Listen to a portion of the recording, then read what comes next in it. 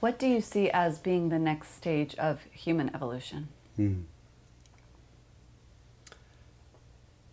Many people talk about evolution beyond ego, which I call trans-egological evolution. But people misunderstand what that it means. People think that it is like a dissolution of ego and merging into the collective, which is called collectivism. Trans-egological movement, trans-egological evolution is actually an achievement of a higher degree of individuality. So we talked about self continuum as a wholeness of your being and the wholeness of your consciousness. And this is individuality, indivisible wholeness of being. That is who you are. And human beings have been developing ego centuries and thousands of years. And we have developed our ego so much more than people who lived centuries ago. The egological movement, the evolution of ego, has come to a maximum point. Now, the first step in a trans-egological movement, trans-egological evolution, is to reintegrate that ego into the whole continuum of self and self. So, trans-egological movement is the high achievement of a higher individuality. That's number one. So I just talked about collectivism, which is a false ideology and maybe one of the most damaging philosophical thought that people actually subscribe to. Collectivism is the ideology that holds primacy in reality and the supremacy in value of the collective over the individual. So you are judged based on what group you belong to. And this group is seen as some kind of an organism, a superorganism. So when people come together, people dissolve their ego and become part of the collective, and the collective is seen like an organism. This is a misconception of organism. This is an organization, yes, but not organism.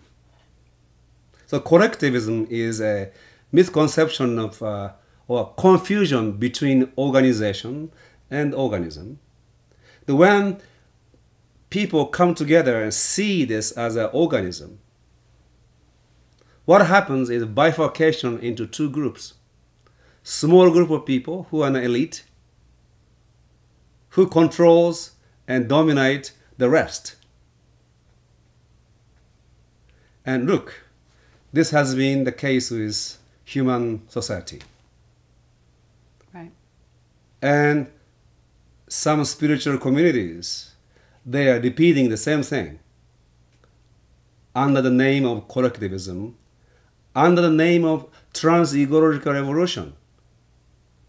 They merge into the group, and then guru or priest become the authority, and people lose their individuality. That is not trans-egological evolution.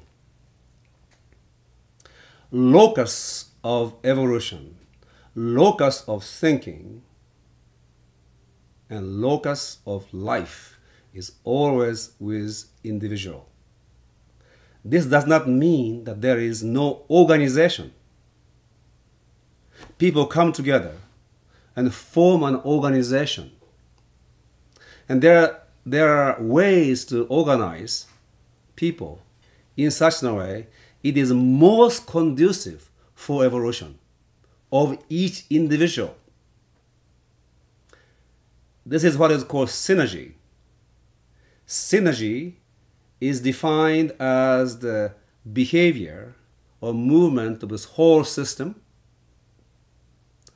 unpredicted by the behaviors of its subsystems, taken separately and observed apart from the whole.